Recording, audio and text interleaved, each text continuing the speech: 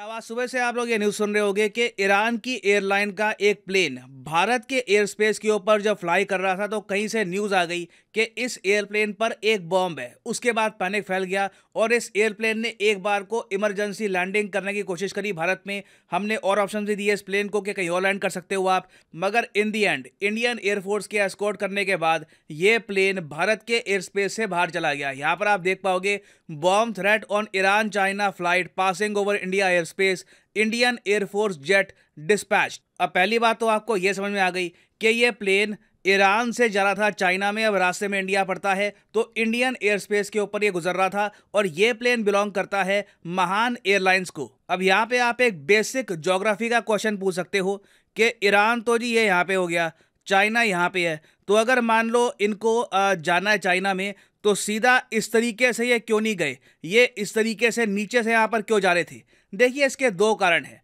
पहला कारण तो ये है कि ईरान का जो ये प्लेन है ये तेहरान से जा रहा था चाइना के सदर्न रीजन के डिस्ट्रिक्ट में। यहाँ पे आप देख पाओगे मैंने मार्क कर रखा है, यहाँ पे आपको मिलेगा चाइना का गांजाओ, तो यहाँ पर तेहरान से, यहाँ पे तेहरान है ईरान की कैपिटल, यहाँ से यहाँ पर प्लेन को जाना था तो बाय डिफॉल्ट ये इंडिया के ऊपर उड़ना ही था। उसके अलावा अगर मान लो इसकी डेस्टिनेशन बीजिंग भी होती ना तब भी इसका रूट ये पड़ता, ये प्लेन इस तरीके से ना जाता। रीज़न क्या है? रीज़न इसका ये है क्योंकि तिब्बत के ऊपर एयरलाइंस उड़ना पसंद नहीं करती। ज़्यादातर जो एयरक्राफ्ट है ये तिब्बत के ऊपर उड़ने से अवॉइड करते हैं। रीज़न क्या है? रीज़न ये है, पहली बात तो तिब्बत को कहा जाता है वर्ल्ड्स रूफ, एलिवेटेड एरिया है। कुछ इंस्टेंसेस हो चुके हैं अतीत में जहां पर एयरप्लेन का जो जेट फ्यूल है ये जम जाता है तिब्बत के ऊपर, और सिंस यहाँ पे आबादी भी बहुत कम है तो अगर मान लो कल को इमरजेंसी लैंडिंग करनी पड़ी या फिर प्लेन क्रैश कर गया तो ज़रा कुछ हेल्प मिलेगी नहीं। तो इसलिए बाय डिफ़ॉल्ट बहुत से देश जो यहाँ पे आपको मिलेंगे ना ये इंडिया को क्रॉस करते ही हैं चाइना पे जाने के लिए, क्योंकि तिब्बत के ऊपर कोई उड़ना नहीं चाहता। ओके, तो ये जो महान एयरलाइन का प्लेन है जो तेहरान से रवाना हुआ इंडिया के ऊपर से गुजर रहा था, उसी दौरान इस प्लेन को और दिल्ली एयरपोर्ट को न्यूज़ पहुंचाई जाती है पाकिस्तान के लाहौर से। जी हाँ, अभी तक जो न्यूज़ सोर्सेज है यही कह रहे हैं कि पाकिस्तान से ये न्यूज़ पहले आई थी कि इस प्लेन में बॉम्ब हो सकता है। अब अचानक से पैनिक फैल गया। जो ईरान का ये प्लेन है इसने इमरजेंसी लैंडिंग की भी तैयारी स्टार्ट कर दी, इसने गोल गोल घूमना स्टार्ट कर दिया इंडियन एयर स्पेस के ऊपर इमरजेंसी लैंडिंग करने के लिए। अब यहाँ पर आप कहोगे वेट, गोल गोल क्यों घूमेगा इमरजेंसी लैंडिंग करने के लिए, सीधा सीधा लैंडिंग कर लेता है इमरजेंसी। देखिए, अगर आपको इमरजेंसी लैंडिंग करनी है, अभी आप एक एयरपोर्ट से दूर हो, आपको बस लैंड करना है अपना प्लेन, तो उससे पहले आपको अपना वेट कम करना होगा। इसलिए आपने देखा होगा कि इमरजेंसी लैंडिंग अटेम्प्ट करने से पहले, पहली बात तो देखो, जब आप इमरजेंसी लैंडिंग अटेम्प्ट करते हो तो हमेशा पॉसिबिलिटी रहती है कि प्लेन बुरी तरीके से क्रैश कर सकता है और सब लोग मर सकते हैं। It can very much happen. तो कुछ प्रोसीजर्स हैं कि अगर इमरजेंसी लैंडिंग करनी भी है ना तो अपने बचने के चांसेस को बढ़ाने के लिए अपना बहुत सारा फ्यूल या तो डंप कर दो, बिल्कुल फेंक दो, या फिर प्लेन को गोल गोल घुमाओ ताकि जो फ्यूल है वो जल्दी से बर्न हो जाए और उसके बाद प्लेन का जो वेट है कम हो जाएगा और फिर आप प्लेन को लैंड कर पाओगे। तो ये बात नोटिस करी गई कि एक बार को ईरान के इस प्लेन ने मन बना लिया था कि ये इमरजेंसी लैंडिंग करेगा भारत में। अब इसी बीच क्या होता है कि इंडियन एयरफोर्स के जेट रवाना हो जाते हैं, क्योंकि अगेन देखो हमें पता नहीं कि सिचुएशन कैसी है, क्या जेन्युइनली इस प्लेन पर बॉम्ब है, बॉम्ब है भी तो कैसा बॉम्ब है। अब उस वक्त ये भी एक पॉसिबिलिटी थी कि इन लोगों को बॉम्ब किसी बैग में मिल गया प्लेन में, ठीक है, लोग पैनिक कर गए और फिर इस एयरक्राफ्ट का जो स्टाफ है उसने वो बॉम्ब सीधा अगर मान लो प्लेन से बाहर फेंक दिया तो उस केस में हमारे जो सिविलियंस हैं, हमारे नागरिक हैं, वो आ जाएंगे बहुत बड़े डेंजर में। तो इंडियन एयरफोर्स यहाँ पर एक्टिव हो गई और इंडियन एयरफोर्स ने ईरान के इस प्लेन को बहुत बार कहा कि हमारा एयरबेस है, पास में ही मिलिट्री एयरबेस है, आप वहां पे आ जाइए, वहां पे हम आपकी लैंडिंग करवाने की कोशिश करेंगे। मगर तब तक ईरान के एयरप्लेन को ईरान की तरफ से ही एक कंफर्मेशन आ गई कि इनके प्लेन में कोई बॉम्ब थ्रेट नहीं है, बॉम्ब थ्रेट की जो भी न्यूज़ थी ये फेक थी।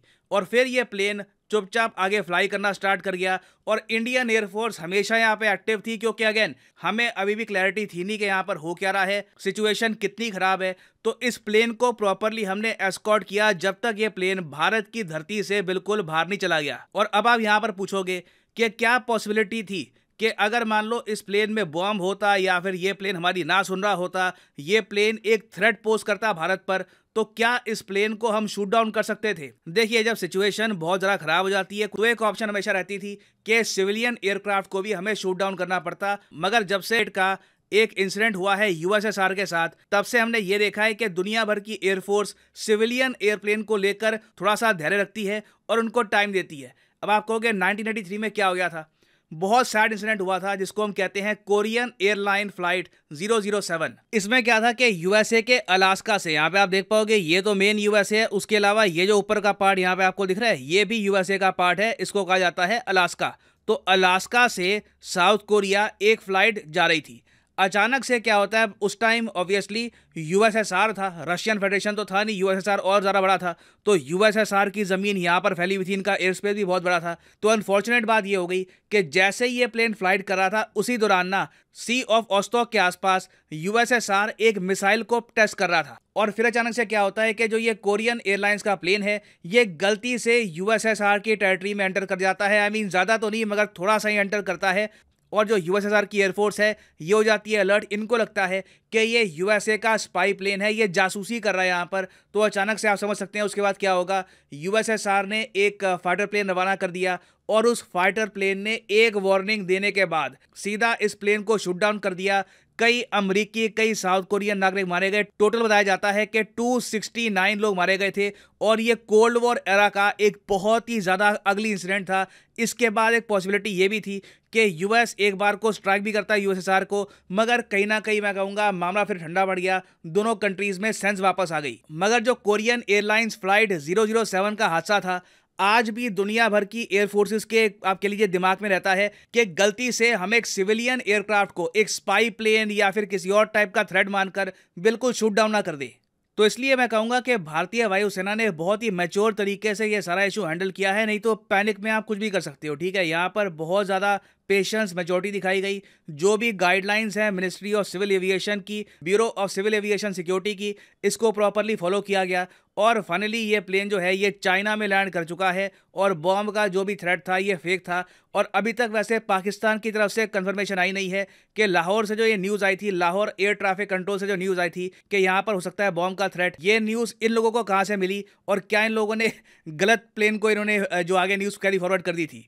खैर फाइनली यहाँ पे मैं आपसे क्वेश्चन पूछूंगा कि कौन है civil aviation minister of India, क्योंकि सिविल एविएशन मिनिस्ट्री की यहाँ पर काफ़ी बड़ी भूमिका थी। तो यहाँ पे आपको बताना है कि सिविल एविएशन मिनिस्टर भारत के कौन है। ये है यहाँ पे आपकी ऑप्शन, ज्योतिरादित्य सिंधिया, अमित शाह, पीयूष गोयल या फिर नितिन गडकरी। कमेंट सेक्शन में करिए उत्तर। सही आंसर मैं दूंगा नहीं क्योंकि इजी क्वेश्चन है, लिटरली गूगल करके आपको आंसर मिल जाएगा। You should know about this. तो कमेंट सेक्शन में इसका अटेम्प्ट करिए, देखता हूँ कितने लोग सही कर पाते हैं। बाकी जो लोग सही करेंगे मैं कोशिश करूंगा उनकी कमेंट को हार दे दूं ताकि बाकी लोग समझ पाएं कि सही आंसर क्या है। और हाँ फाइनली यहाँ पर मैं ये भी ऐड कर दूं कि अगर आप 9वीं से लेकर 12वीं कक्षा के हैं तो कमेंट सेक्शन में जाइए, यहाँ पे आपको मिलेगा लिंक अनसैट टेस्ट का बाय अनअकैडमी। ये टेस्ट होगा 8 अक्टूबर और 15 अक्टूबर को। इसके अंडर क्या है कि अगर आपने ये टेस्ट दिया, आपकी रैंक अच्छी आती है तो आपको अनअकैडमी कोर्सेज में स्कॉलरशिप मिलेगी। उसके अलावा यूरोपियन स्पेस सेंटर की ट्रिप भी आपको मिलेगी, आप यूरोप जाएंगे अनअकैडमी के थ्रू। तो इस टेस्ट की रजिस्ट्रेशन स्टार्ट हो चुकी है।